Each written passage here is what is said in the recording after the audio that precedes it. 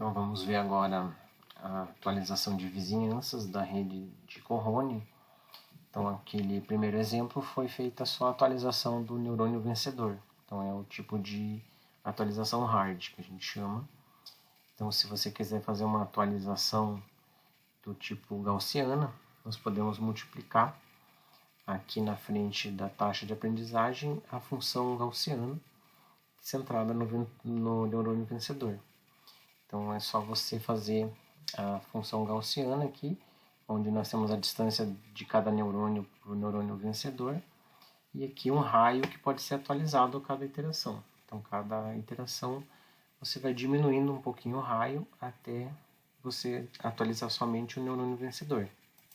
Então isso é importante porque o mapa vai se organizando, vai se ajustando primeiro com um raio grande e vai diminuindo de acordo com o número de iteração.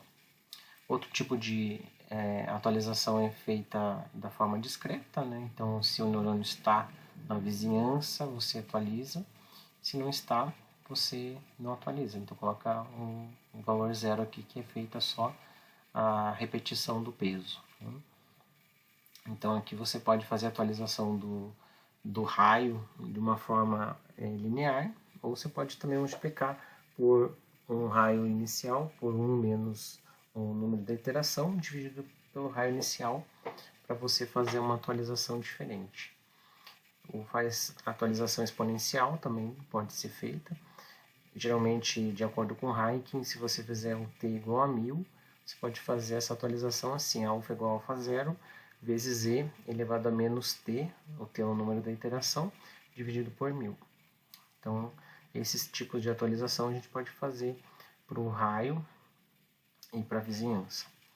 Então, aqui nós temos os erros comuns que são utilizados para medirmos quanto que a rede está aprendendo, né?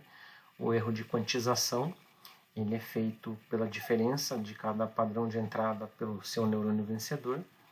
Se você fizer de todos os padrões, dividir pelo número de padrões, você tem esse erro.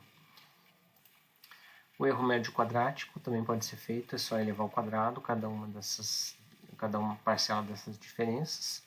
Então o erro topológico é feito da seguinte forma: então você vai fazer a contagem de quantos segundos vencedores não estão na vizinhança de raio 1.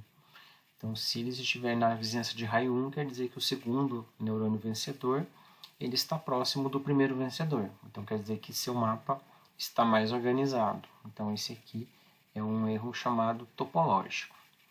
Então, aqui nós podemos fazer as visualizações dos agrupamentos, fazendo o padrão de cores RGB.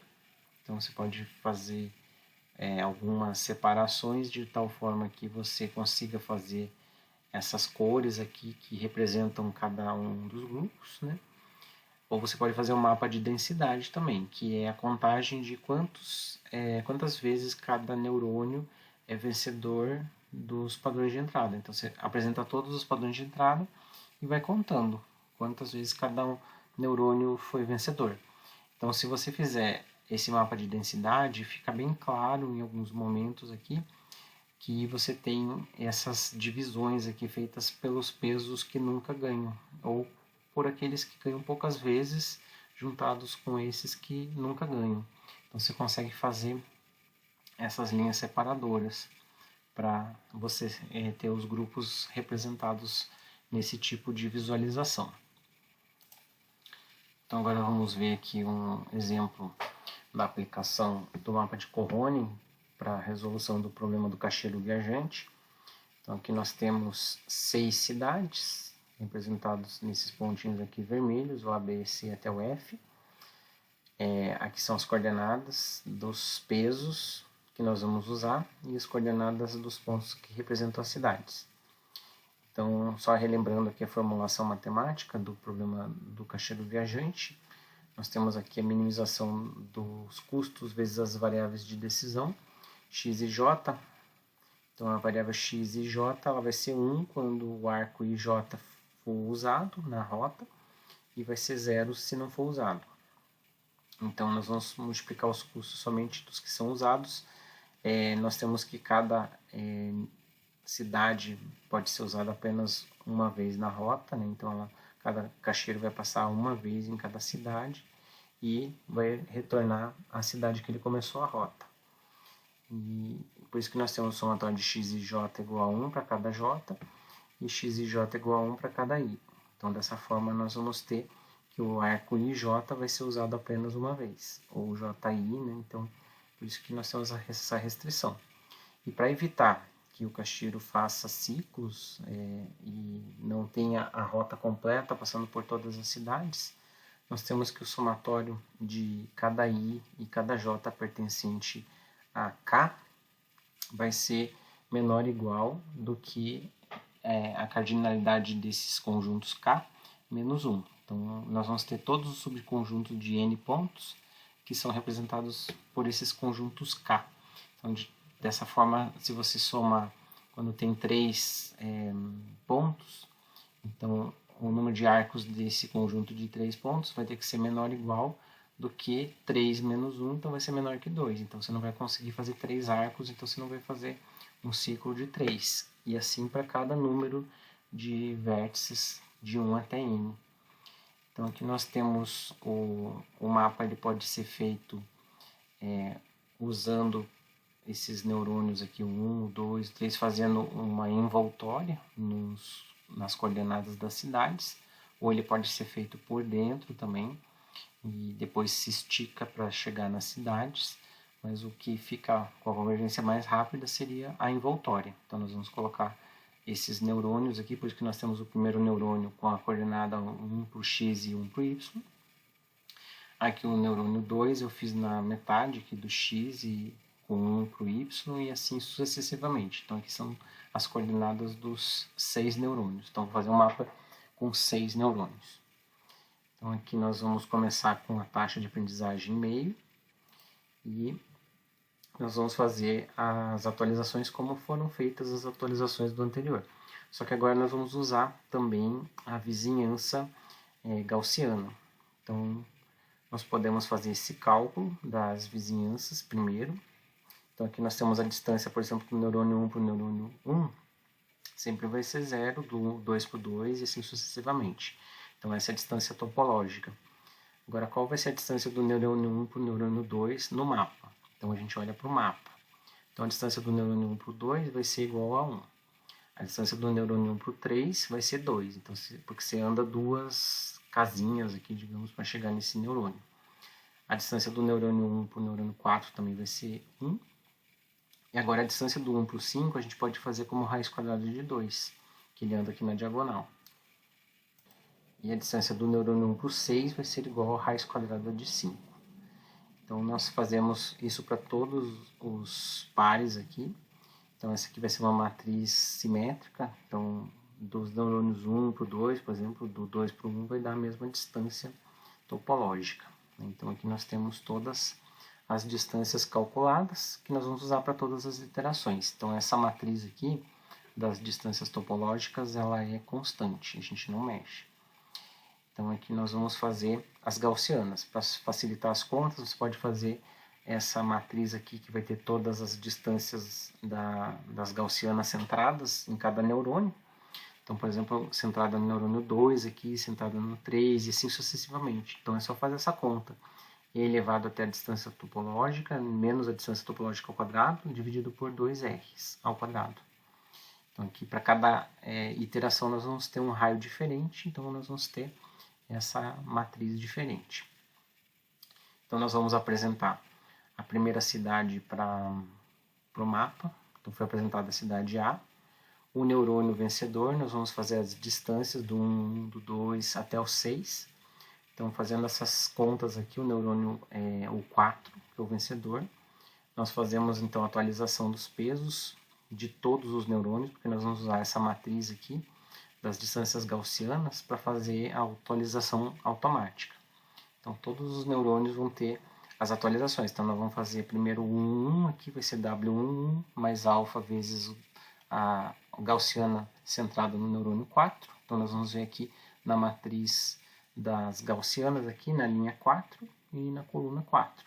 Então aqui nós vamos fazer essa distância 1,4 multiplicada por x1 menos W11. Então, fazendo todas essas atualizações, nós temos a primeira apresentação. Então, a rota aqui, na primeira iteração, vai ser 4, porque vai ser a distância de cada um dos neurônios aqui. Então, é do 1 para o 2, do 2 para o 3, até chegar no 6, depois volta para a cidade 1. Então, fazendo a segunda apresentação, nós temos aqui a rota ficou um pouco diferente, porque todos os pesos foram atualizados. Depois a gente pode apresentar de forma aleatória uma próxima cidade, foi apresentada a cidade D, fazendo a distância aqui de cada neurônio para cada uma para essa cidade D. Nós temos que o neurônio 6 é o neurônio que é o vencedor. Então agora nós vamos olhar na matriz das gaussianas, aqui a gente vai olhar na linha 6 e na coluna 6. Então fazemos todas as atualizações, agora usando a gaussiana 1,6, 2,6 e assim sucessivamente, para fazer todas as atualizações dos pesos. E a rota fica com a distância que tem dos pesos dos neurônios, que foram atualizados. Então já baixou para 3,78.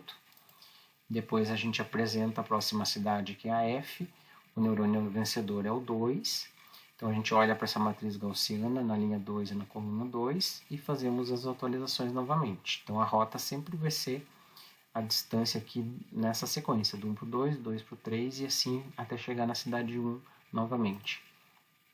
Então, fazendo a próxima cidade AB, só tem que cuidar que cada iteração, cada cidade só pode ser apresentada uma vez para não ter desvantagens em relação a uma cidade. Então, a cidade B tem o neurônio 3 como vencedor, então a gente olha nessa matriz, linha 3, coluna 3, e faz os cálculos novamente. E sucessivamente até chegar à última cidade. Então, aqui nós temos a apresentação da cidade E, e aqui nós temos a cidade D para fechar a primeira iteração. Então a cidade D foi apresentada e nós temos a rota aqui com 2,89. Depois, para fazer a próxima apresentação, você pode ver que algumas cidades aqui elas ficam competindo com alguns neurônios, né? Alguns neurônios ficam sem utilidade, que são chamados neurônios mortos. Então a gente pode fazer algumas calibrações excluindo neurônios ou fazendo um espalhamento em algumas regiões, porque dá para ver aqui que alguns neurônios já ficam devidamente representados para cada cidade. Então isso a gente pode fazer de acordo com as iterações ocorrendo. Então nós podemos colocar mais neurônios também para fazer mais opções aqui, para não ter esse risco aqui de ter um neurônio separado por duas cidades, né? E nós podemos ter uma convergência um pouco melhor. Então aqui nós temos alguns exemplos dessa referência aqui.